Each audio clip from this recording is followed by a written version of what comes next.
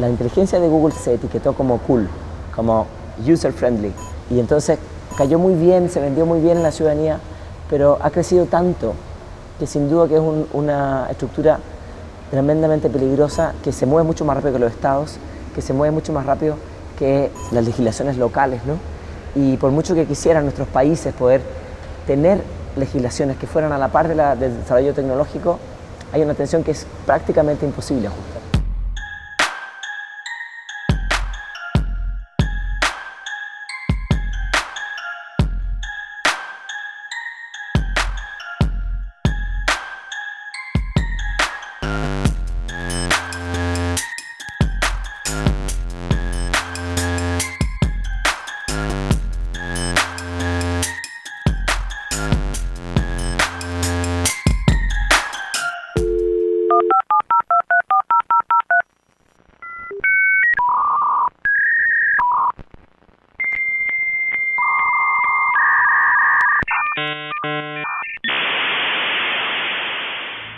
¿Qué es Google? ¿Cómo ha sido la evolución de los servicios que ofrece? ¿Qué le ha llevado a convertirse en una empresa con las dimensiones con que cuenta hoy en día? A lo largo de este capítulo de Prefijo E, nos daremos a la tarea de explorar algunas perspectivas acerca de Google, así como las características que le han vuelto un emporio que ha rebasado los dominios de Internet. Google se convirtió en el buscador de referencia en Internet porque realmente era diferente a lo anterior. Lo anterior no estaba funcionando y no era práctico para muchos usuarios. Entonces, que funcionase bien y que fuese un gran producto fue algo muy importante. De repente, los grandes ingenieros que consiguieron hacer funcionar ese algoritmo, que ponía las páginas más recomendadas en las mejores posiciones, fue la clave. PageRank era buscar enlaces a esa página en otras páginas web. Entonces, pues, a través de lo que llaman un robot de búsqueda, seguía una analogía de, pues, que podemos decir, quiero un buen restaurante en Nueva York, ¿no? Pues, buscas entre tus amigos que han visitado Nueva York que te recomienden uno, ¿no? Entonces, cuanto más enlaces o referencias hay a ese restaurante, más le haces caso. Siguiendo esa analogía del mundo social, cuanto más enlaces hay a una página web, más puntúa en el algoritmo PageRank. Entonces, más alto está en la búsqueda y más importante es para Google.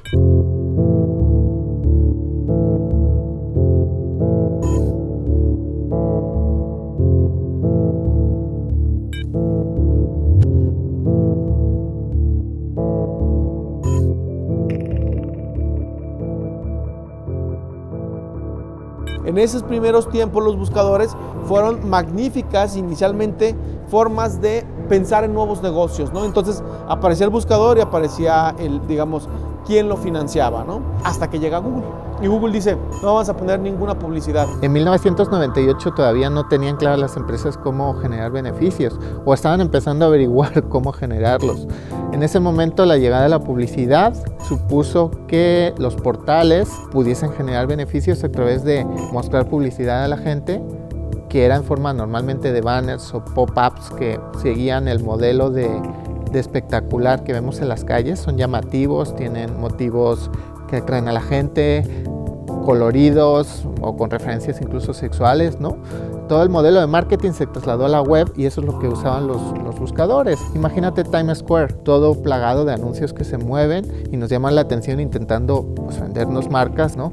En ese entorno de buscadores, Google plantea un buscador sin anuncios, minimalista, en el que simplemente pones unas palabras que eran palabras clave y empieza a crear usuarios. Y con la idea de que la gente que estaba apostando en ese momento en Silicon Valley por empresas en crecimiento, les llamase la atención. Entonces, cuando vieron lo bien que funcionaba, personas como Joan Der que dijeron sobre Google, si Google está resolviendo el gran problema de Internet, que es encontrar las cosas, y no somos capaces de sacar dinero de ese gran valor, deberíamos dedicarnos a otra cosa. Y en ese momento se les ocurrió manejar la publicidad de otra manera. Entonces, la estrategia al fin y al cabo era poner publicidad a un gran número de usuarios, pero que no fuese invasiva. Google no ha inventado nada en cuanto al tener datos de los usuarios para poder darles publicidad enfocada a ellos. En las revistas juveniles de los 80 había cupones que podías recortar, dabas tus datos y ellos utilizaban eso para venderte una marca o para publicidad a través de cartas que te enviaban. Entonces, lo que hace Google es llevarlo a una escala mucho más productiva.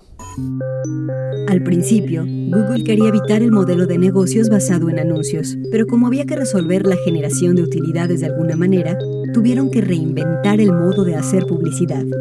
Fue así que Google utilizó las palabras que escribían los usuarios en su motor de búsqueda para crear AdWords, un lucrativo sistema de anuncios personalizado.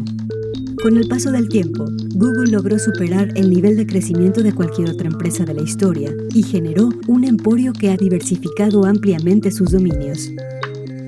Vint Cerf, uno de los padres de Internet y hoy parte de Google, sostiene que los proyectos en los que se embarca la empresa fundada por Larry Page y Sergey Brin dan muestra de diversificación, pero a la vez exhiben el espíritu energético y progresista de la compañía, así como su brújula orientada a envolver Internet más útil para todos. Hemos reorganizado la compañía hace unos cuantos años. Ahora la empresa se llama Alphabet y una de las compañías dentro de Alphabet es Google. Hemos colocado los trabajos más progresistas o de carácter más experimental fuera de la compañía Google y los hemos hecho parte de Alphabet. Para dar algunos ejemplos, tenemos una compañía llamada Waymo, que está haciendo coches autónomos y haciendo disponible la tecnología para coches autónomos. Tenemos otra compañía llamada Calico, que son las siglas de California Life Company. Ellos han notado que la gente envejece y se preguntan si pueden hacer algo para detenerlo. ¿Qué hace que nuestros cuerpos envejezcan? ¿Qué causa que nuestros sistemas se vuelvan menos funcionales? Si pudiéramos impedirlo, tal vez no detenerlo para siempre, pero si logramos mantenernos más saludables durante más tiempo, eso sería un gran logro. Hay otra compañía llamada Sidewalk Labs, con base en Nueva York, que está dedicada a ciudades inteligentes. Es decir, si pudiéramos instrumentar una ciudad para que sea capaz de saber qué es lo que está pasando, si supiera sobre congestiones en sus calles, si supiera sobre generación y consumo de energía o sobre otro tipo de recursos como el agua, la ciudad podría considerar a todos los que viven en ella, saber cómo utilizar los recursos de manera más eficiente y así hacerles la vida más cómoda. De tal forma que Google está buscando distintas maneras de hacer que Internet sea más útil para todos y los fundadores siempre están empujando las fronteras para descubrir qué nuevos desarrollos poner al alcance de la gente. Al volver, hablaremos sobre la privacidad del usuario en los servicios de Google y también sobre los riesgos que están detrás de la acumulación de datos por parte de este gigante tecnológico.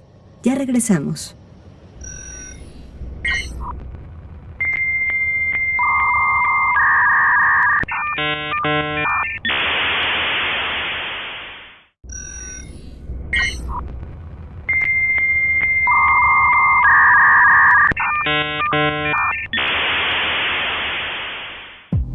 Estamos de regreso en Prefijo E y continuamos con la segunda parte de este programa dedicado a Google.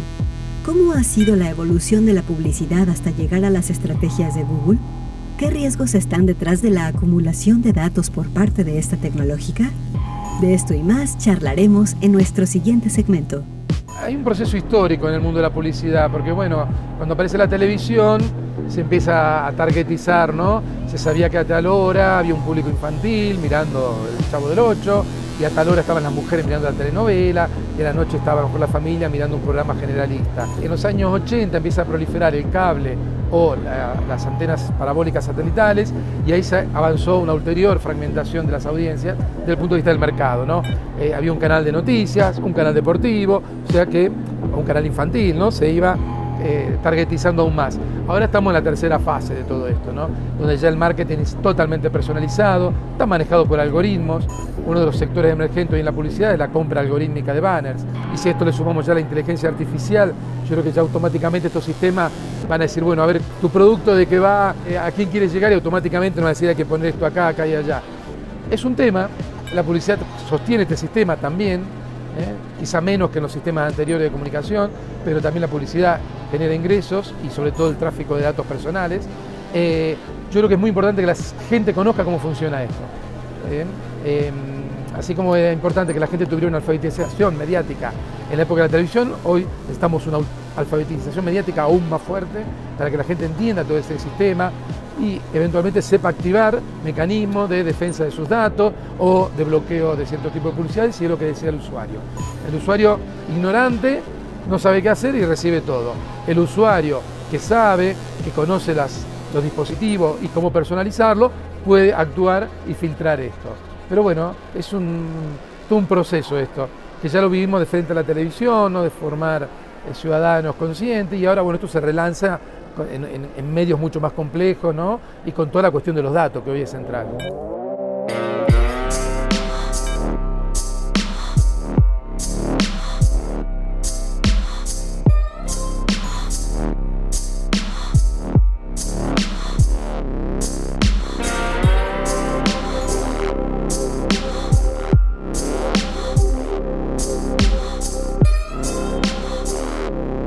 Respecto a la privacidad, Google siempre se mueve, yo creo, en el filo de la navaja respecto a lo que es su sistema.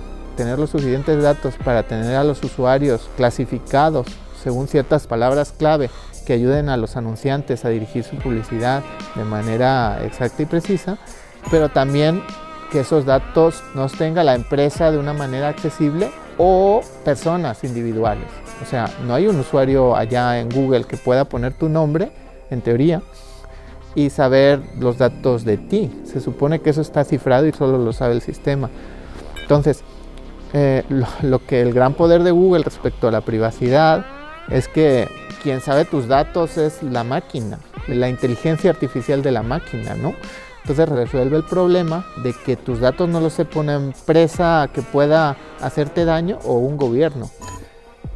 Pero esa máquina en el futuro tendrá tal capacidad de influirte. A través de la historia, hemos podido observar que cuando alguien llega a reunir tanto poder, no siempre se mantiene benévolo.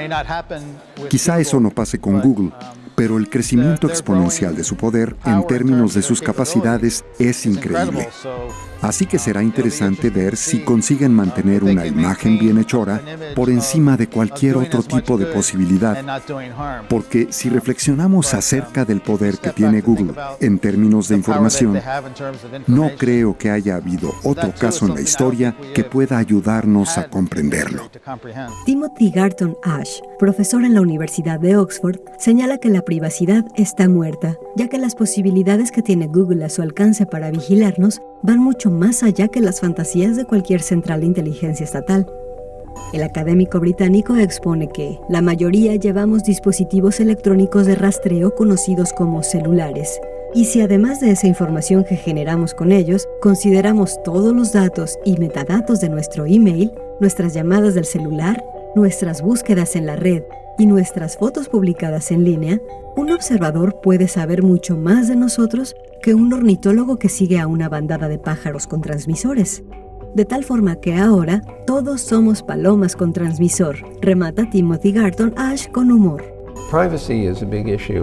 La privacidad es un asunto de gran importancia para muchos de nosotros, incluyéndome a mí e incluyendo también a Google. Frecuentemente a Google se le ha considerado como un ejemplo del modelo tripartita, donde ofrecemos servicios gratuitos a los clientes.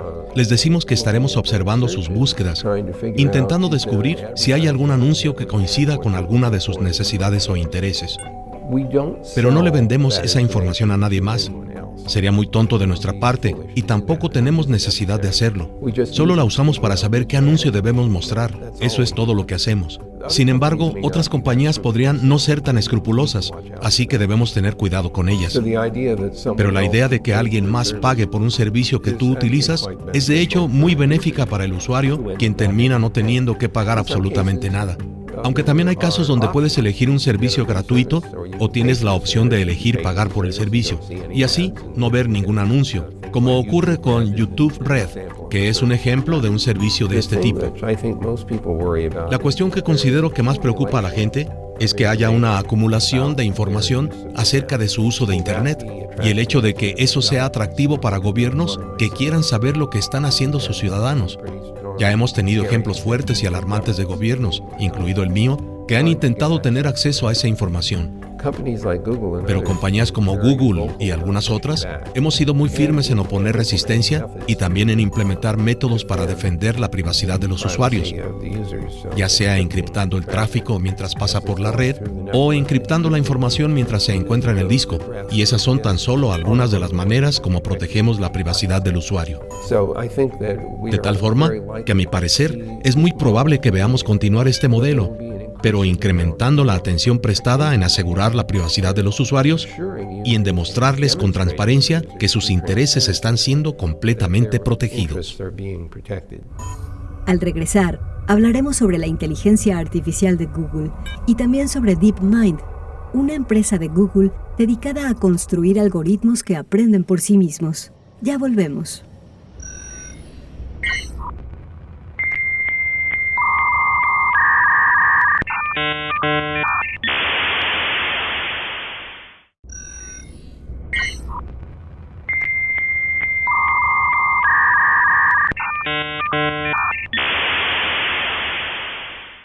Regresamos a Prefijo E y a este capítulo dedicado a la exploración de Google. ¿Qué implicaciones tiene la colaboración de Google en proyectos del Departamento de Defensa norteamericano? ¿Qué alcances tendrá la inteligencia artificial de este gigante tecnológico? De esto y más charlaremos en nuestro siguiente segmento. Si vamos al origen de Google, la manera en que clasifica las páginas emplea algoritmos de inteligencia artificial y ha desarrollado hardware de inteligencia artificial que nos está llegando a sorprender en ciertas áreas últimamente, ¿no? Por ejemplo, hay un proyecto y un área de Google, una empresa que se llama DeepMind, que se encarga de la inteligencia artificial y desarrolla hardware específico para procesos de redes neuronales. Al motor de inteligencia artificial le dan unas reglas, por ejemplo, de un juego, como el milenario Go, y juega contra sí mismo y se mide a sí mismo si está funcionando bien o mal. Y en el ajedrez lo llevaron a lo que llamaron AlphaZero Chess, ¿no? AlphaZero es como el motor de inteligencia artificial para este tipo de juegos. Entonces, le dejaron jugar al ajedrez, primero con una tabla de aperturas, y luego le enseñaron a jugar al ajedrez, pero no le dieron la tabla de aperturas. Empezó a jugar contra sí mismo con un algoritmo optimizado que veía las ventajas y aprendió los 200 años de teoría del ajedrez, los aprendió en apenas unas horas y fue capaz de ganar al mejor programa de ajedrez que había sido programado durante años, el mejor programa de ajedrez que existía en ese momento, de una manera aplastante, de tal manera que hizo dos cosas: redescubrió la manera en que se juega al ajedrez, las estrategias del ajedrez, y por otra parte descubrió una manera nueva de jugar al ajedrez que nunca se había pensado.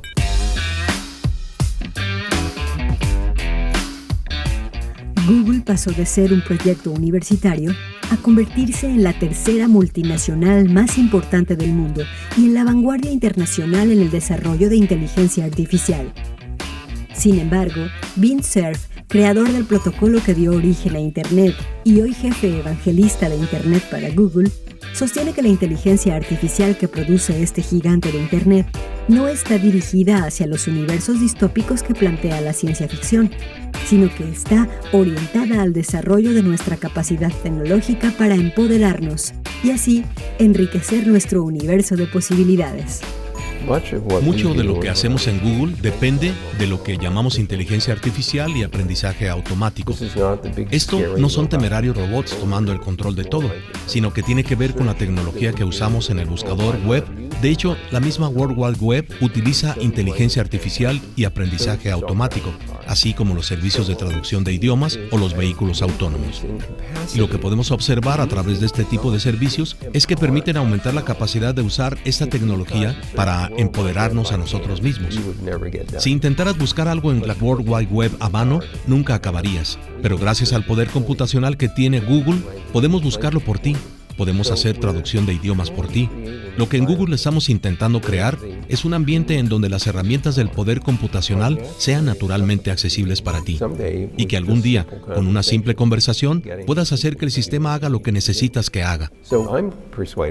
De tal forma que estoy persuadido de que esta capacidad que posibilita el poder computacional, es decir, la inteligencia artificial, el trabajo en red, sin mencionar la posibilidad de este poder computacional, o la accesibilidad a los macrodatos, consigue crear un ambiente más rico y mucho más propicio que nunca para inventar nuevos negocios.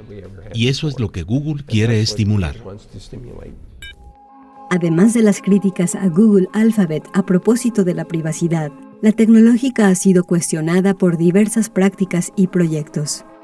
Sin embargo, en apariencia, la empresa ha mantenido el interés vivo por seguir una regla autoimpuesta desde los inicios de la compañía. Don't be evil. No seas malo.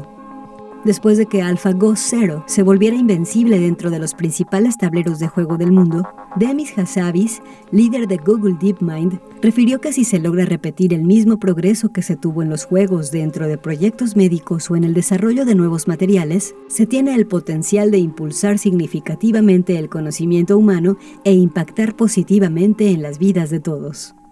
Pero, ¿qué pasaría si Google se interesara por participar activamente en industrias como la bélica?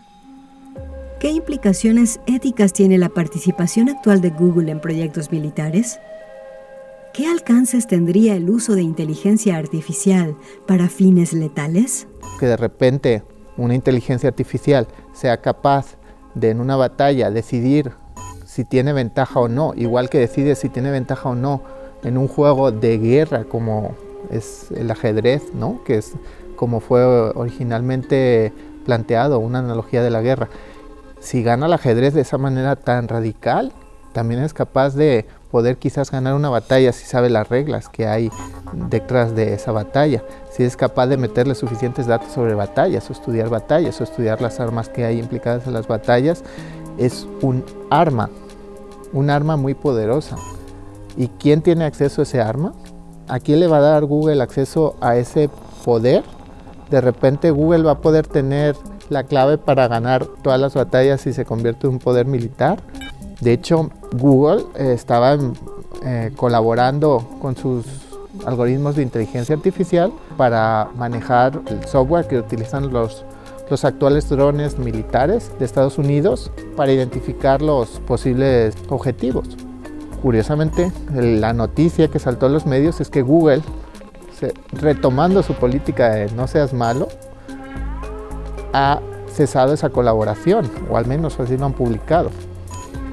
Pero que los militares supiesen que pudiese hacerlo y que Google estuviese implicado y que exista, lo convierte en una nueva arma única, igual que fue las armas nucleares justo después de la Segunda Guerra Mundial, que solo la tienen unos pocos.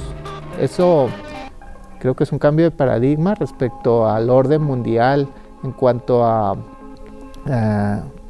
poder de defensa o ataque de los países en un posible conflicto armado, y hace que nos planteemos si la inteligencia artificial se mete en las estrategias de guerra, ¿hasta dónde podemos llegar?